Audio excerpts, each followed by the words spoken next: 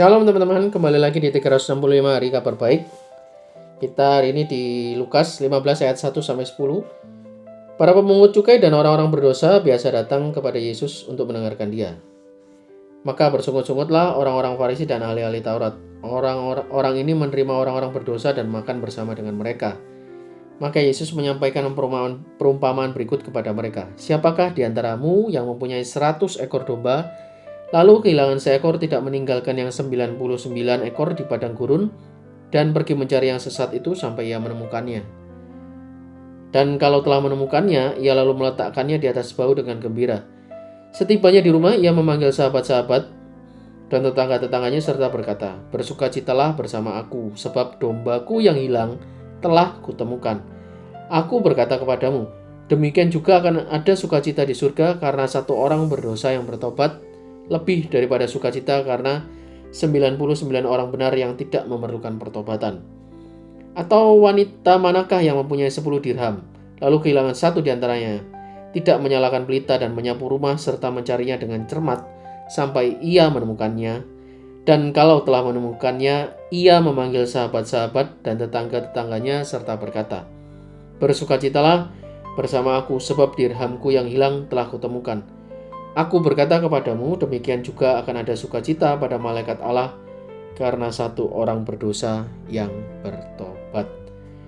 Demikianlah sabda Tuhan, terpujilah Kristus. 2 poin seperti biasa teman-teman. Poin pertama, ya ini menarik. Poin pertama itu adalah para pemungut cukai dan orang berdosa biasa datang kepada Yesus untuk mendengarkan Dia. Teman-teman, Yesus datang, poinnya adalah untuk kita, orang-orang yang berdosa. Orang-orang yang ya masih struggling, jatuh bangun. Ya, ada beberapa rekan-rekan saya yang mungkin hidupnya sudah lumayan kudus, suka mencari celah atau mencari kekurangan orang lain lah. Dia merasa hidupnya itu paling sempurna. Saya ada nih satu teman di salah satu paroki yang cukup lama ya. Dia hobinya, ya saya bukan menghakimi ya, tapi dia hobinya itu selalu mencari-cari kesalahan orang, komen terus yang menyerang gitu ya. Dia rajin misa, memang rajin ini, tapi ya itu selalu terus mencecar, mencaci maki, mencari kesalahan orang. Sangat aneh. Padahal ya, teman-teman tahu nggak? Para pemungut cukai dan orang berdosa biasa datang kepada Yesus. Artinya Yesus itu sudah biasa menerima orang-orang yang berdosa yang memerlukan pertobatan. So teman-teman nggak perlu khawatir ketika ada orang yang mengkritikmu, mengatakan engkau sok suci, engkau munafik, engkau sok-sokan atau apapun itulah ya. Nggak ada masalah. Kita tetap datang kepada Yesus. Kita bukan hidup untuk menyenangkan hati semua orang ya. Karena akan ada orang yang tidak suka dengan kita. Saya melakukan sharing ini pun walaupun Instagram sudah saya private dan saya sudah sharing ini bukan untuk sesuatu yang mencari famous atau popularitas pun, banyak orang pun juga akan mengkritik bahwa ngerasa wah nih si Stan ini cuma cari popularitas aja. Ya sebenarnya tapi yang kita perlu lakukan apa teman-teman? Fokus ikut Tuhan dan kita nggak perlu menyenangkan orang. Karena orang punya persepsinya masing-masing, silakan, bebas. Yang perlu kita senangkan siapa? Yang perlu kita senangkan adalah Tuhan.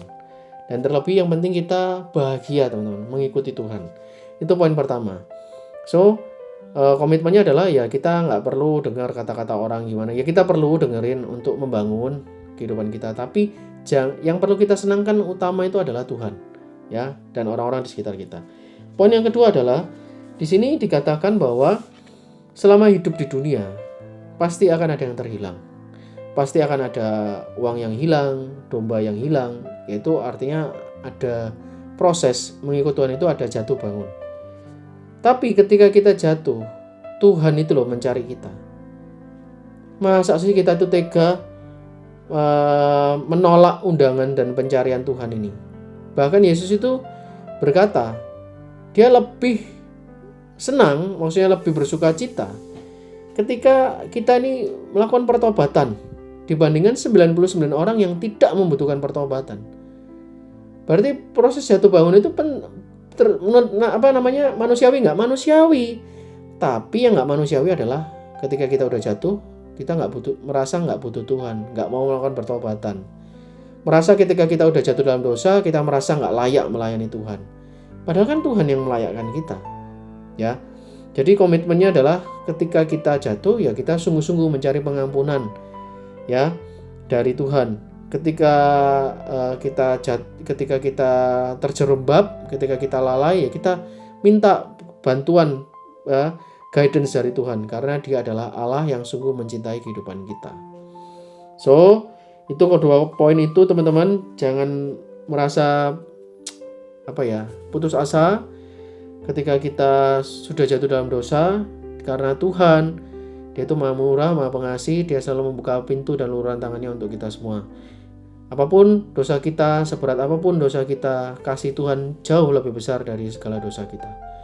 Tetap semangat, tetap berpengharapan. Itu aja untuk 365 hari kabar baik hari ini. Kita ketemu lagi di besok. Thank you, Tuhan Yesus memberkati. Bye-bye.